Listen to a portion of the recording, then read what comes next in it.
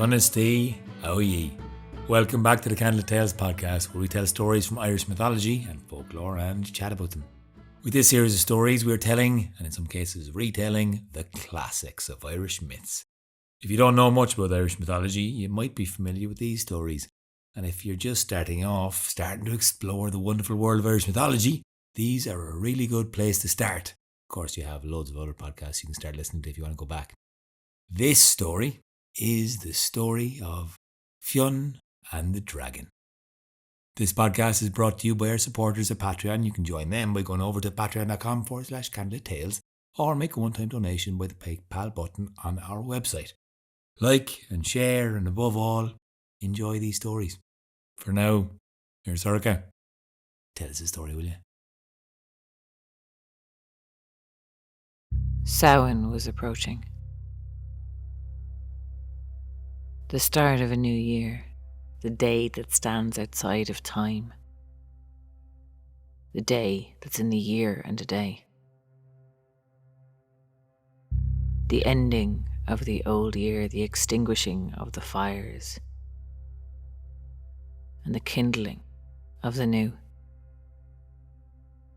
Facing into the long dark of the winter, celebrating the last harvests. And it was a busy time at Tara. But it was a time, too, of dread. For the last 23 years, Tara had been burned on Samhain.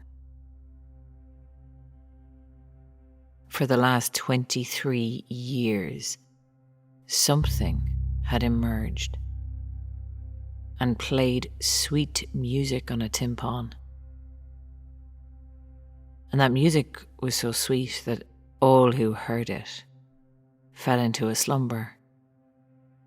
Every year, no matter how hard they tried, their eyes would grow heavy, their heads would nod, and they would all sleep. And every year without fail they would wake to the burning of the hall around them. And so every year the seat of the High King had to be rebuilt from the ground up. To move the place of kingship was unthinkable. Tara was where the Lia Fáil was. Tara was the seat of the High Kings. There was no moving. But this situation was becoming untenable. And the High King was trying to find some solution.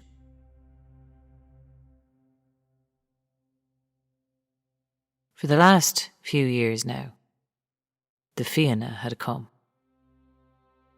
The greatest warriors of Ireland, sworn to protect all who lived there, regardless of their tribe or their allegiance.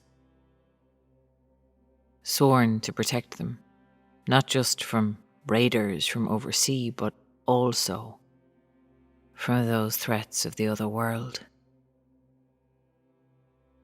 Exactly the kind of threats as a creature that might emerge at Samhain and lull everyone to sleep and burn down the High King's hall and disappear again without a trace. But the Fianna too fell under the spell of that music, the sound of that timpan. It lulled them just as it lulled everyone else. And so the High King was beginning to wonder what the use of them was at all. Sitting in his hall, eating his feasts. Too proud to chip in with the rebuilding. But he did not want particularly to pick a fight with their captain. Gull MacMorna was a prideful man. And the king didn't want to see what would happen if his pride was challenged. so he bit his tongue. But the resentment and the worry bubbled in his heart, and he looked about his hall. All the riches that were gathered, all the bounty of the harvest, and everyone scrambling to pick the last blackberries, the last mushrooms, before Samhain, after which they would be no good. And so he fretted and he brooded, and he saw no other solution but to wait it out and rebuild again and hope again that no one died in the fire. And then there came a messenger to the king. A youth had arrived, little more than a boy, but tall he was and strong. And he had come, the messenger said, in search of his birthright, in search of the Fianna. Now the king looked about him, and the king looked to Gul MacMorna, and he looked to the other members of the Fianna, and he looked to a few of his own guard, who had once been members of the Fianna and had left. He saw the discomfort on their faces. It was known to him that there had been a feud, some time more than 10 years before. It was known to him that Gul MacMorna had slain the previous captain of the Fianna, Ull. And he tried to read on the faces of the warriors of the Fianna who this youth might be. Gul MacMorna growled that he should send the lad away. They had no time for it. They had preparations of their own to make. And the king did not snap at the uselessness of Gul MacMorna's preparations last year, and the year before that, and the year before that as well. He bit his tongue and he raised an eyebrow, and Gul MacMorna subsided, grumbling. And so the king turned to the messenger and said, "Bring him. Let's hear what he has to say." And in walked the youth, taller and stronger than his age would suggest, and his hair was a cascade of gold. And he stood before the king. You could tell from the look of him that he lived most of his life outdoors, his skin freckled and bronzed by the sun. The scuffs on his clothes, not those of someone who spent their life at ease and comfort.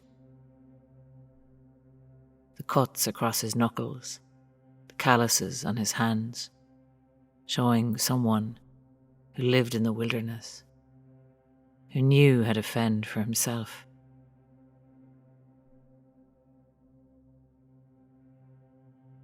And the king expected that when the youth spoke, it would be with rough speech.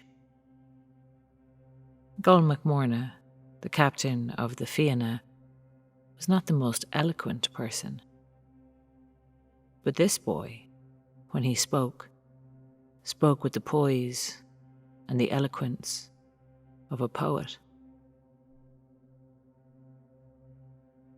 And he said, quite simply, "My name is Fionn Mac Cumhaill. My father was the captain of the Fianna, and I have come to claim the Fianna back as my own."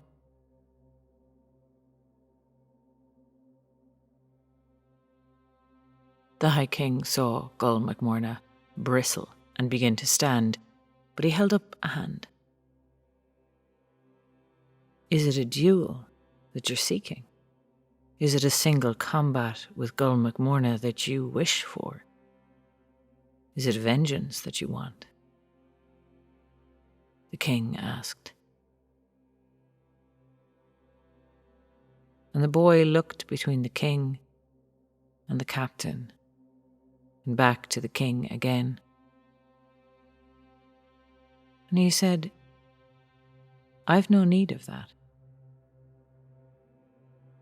I've told you what I want.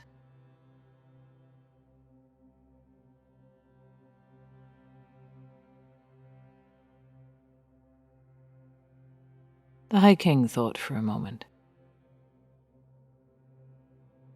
He could, he thought, send this boy away. Have him removed from his hall at Tara. And let him come after Gul MacMorna in his own time.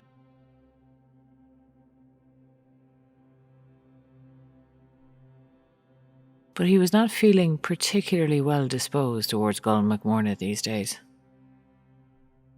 This great bluff warrior who had failed so roundly in his duty to protect the king and to protect Tara. And so he said, a trial then.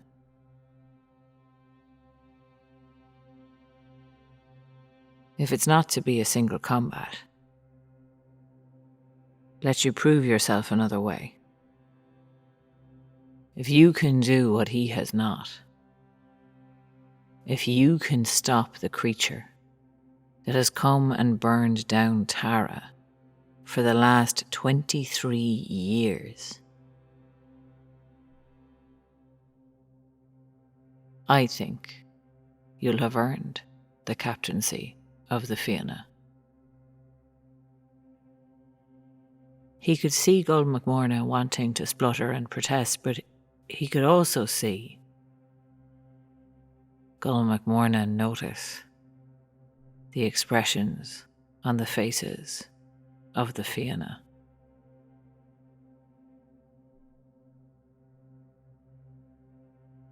They were all warriors, and they did not bow to weakness, and they did not respect bluster unless it was backed up with strength of arm. And they could see plainly. They knew as well as the king. They had all failed. They had not been able to stop the burning of Tara. And each of them dealt with that failure in their own way, but if this youth could, well then, this youth would be worthy of their loyalty and their protection, however little Gul MacMorna might like it.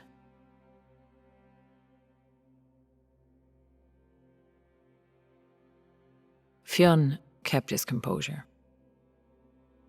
He kept himself still, even though his heart was hammering in his chest. He kept his 2 feet planted on the ground, although he longed to shuffle them. He stood straight. He stood still.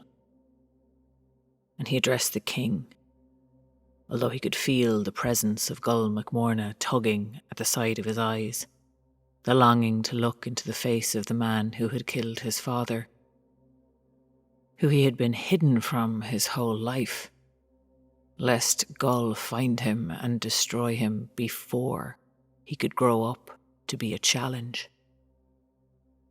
And now he knew he was not quite grown up. But he also knew it was time for him to make this challenge. The one eye of Gul MacMorna stared at him, burning into him, and he was equally aware of the empty eye socket that had been knocked out by his father Ull in their fight to the death. It was true that he did not want to fight Gul MacMorna, and he did not want to start his leadership of the Fianna with bloodshed and more division. He wanted to unite them. He wanted to bring back in all those who'd left after his father's death. He wanted to make them stronger than before. But part of that was up to Gull. And if Gull decided not to accept him, he would have to fight the man and he would have to win. And he put it out of his mind as the king's words sank in.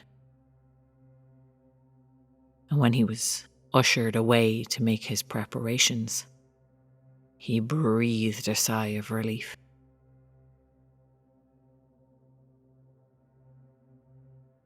And when he was alone, he put his thumb between his teeth. The knowledge came to him as if he'd always known it. As if he were remembering something that he'd learned long ago.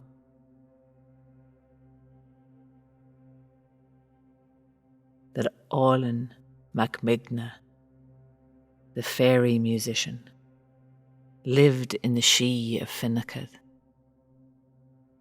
and came out every year playing on his timpan, playing the sweet music of sleep. And that he waited every year until everyone was asleep before spewing from his mouth molten rocks and fire and setting the hall alight. And he knew that Fionn would watch the flames and then would turn and return to his She for another year.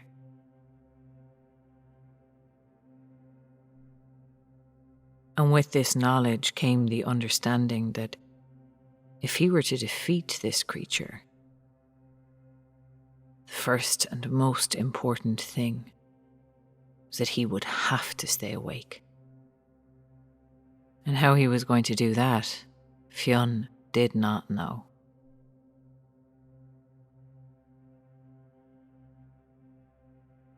Before long there was a knock at the door of the chamber that the king's servant had ushered him into. He expected perhaps more food, more wine. He'd been given great hospitality so far, but high kings are generous. When he opened the door, he saw a man-at-arms, one of the king's guards. Now he looked at the man and the man looked at him. And he could see the man searching his face for something. And he looked back at a person he had never seen before. But with the looking, he began to see. If his father had lived, this man would be about the age of his father. He was built like a warrior, and he carried himself like a warrior. And he looked too like a man who'd lived hard for many years and recently started to go perhaps a little soft. Fionn Mac Cumhaill introduced himself. "I was loyal to your father, Ull," he told Fionn. "And after he was killed, I went into service with the High King. But if you mean to lead the Fianna again, to make it what it was, then I'll follow you. I can see your father and your mother both in your face.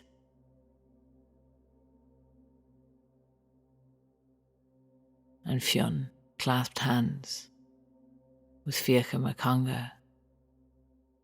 And he said, "I don't mean to make the Fianna what it was. I mean to make it better. I mean to make it better than it's ever been.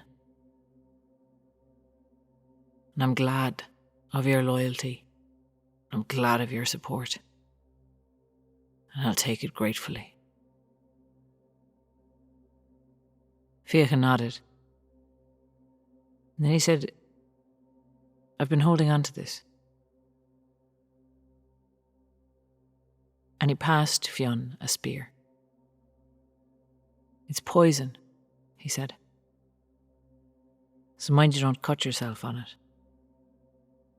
But anyone else you cut on it won't live long. It might be that it'll help you. Fionn took the spear, the burga, and thanked Fianna. Then he went back to his solitude and his contemplation. The spear was well made, long, and feeling light because it was so well balanced. And the blade of it, the vapour from that poison, it stung the nostrils, made the eyes water, even smelling it. And then Fionn noticed something else about that vapour.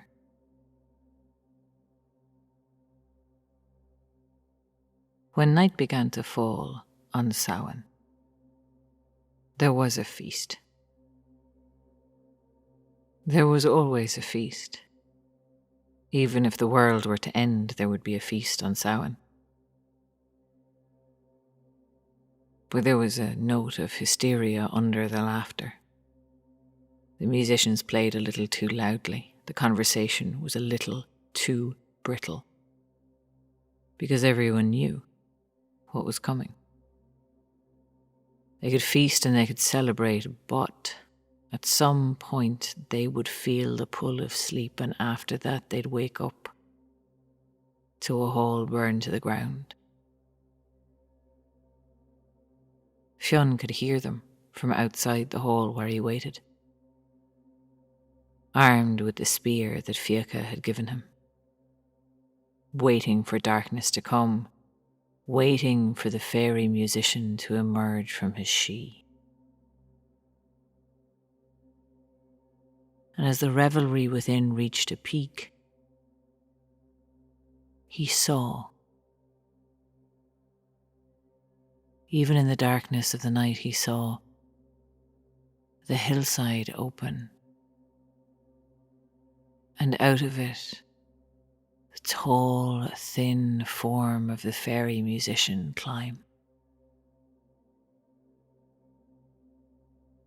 And he took out his tympan, and he began to play. And the music drifted across. And when Fionn heard it, he felt immediately the wave of dizziness and tiredness that washed over him. He swayed on his feet.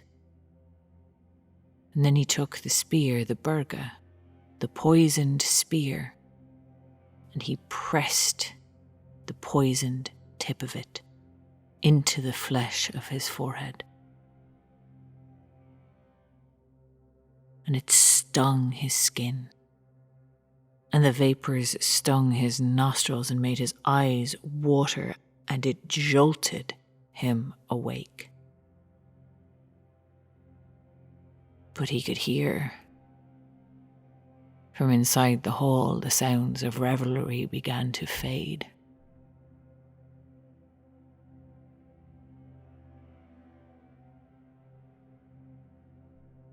As one by one, musicians and servers and feasters began to drop into sleep. And the great tall figure of Ailinn strode forward, stepping over the hills and the valleys, long limbs outlined against the starlight and the moonlight, still playing his tympan. But every time a wave of that tiredness washed over Fionn, he took the spear and pressed it again into the flesh of his forehead, felt that jolt of the venom rushing through him, waking him up with his heart pounding and his mouth dry. And then when Olin got close enough, Fionn saw him open his mouth, ready to spit out that burning rock. And it was then that Fionn widened his stance, drew back the spear and threw with all his might. He saw the spear fly, and he heard the music of Olin's timpan crash into him again. With that wave of dizziness, his vision blurred. He felt himself slumping, and then the music stopped. The creature screamed, a howl of agony, and turned and fled back to the hill, to the she from whence he came, pulling it closed after him. And Fionn heard behind him the hubbub of the hall reawakened, not in celebration now, but in fear, with shouts of alarm as they all came rushing out to see what had happened. And they saw the youth standing there, the trail of blood leading back to the she mound. And most importantly, the hall of the High King of Tara, standing intact and unburnt.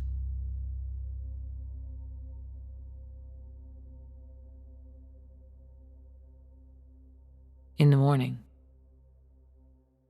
the first day of the new year, Fionn stood before the High King, and more importantly, before the Fianna. And he said, "I have done what you could not do. I have done what your leader could not do." And he remembered then his conversation with Fionn Mac Cumhaill. And he said, "If you take me as your captain, I won't restore the Fianna to what it was before. Because what it was before was a group on the verge of breaking. And then it broke. I'll make it better than it was before. I'll make it what we all dream it could be. I'll make us into a Fianna that'll be on the lips of storytellers until the end of life and time." And to Gull MacMorna he said, "You fought my father, and my father fought you. And you took his life, and he took your eye. And I have no wish to keep going on. So if you pay me an Eric for his death, we won't bring it up again. You can be one of the captains of the Fianna and follow me." And Gull MacMorna, for all his faults, he could see. He could see looking around at all the faces of the warriors of the Fianna. And he could see, looking into his own heart, this youth was a better captain than he would be. And so Gull closed his one eye and bowed his head to his new leader, Fionn Mac Cumhaill.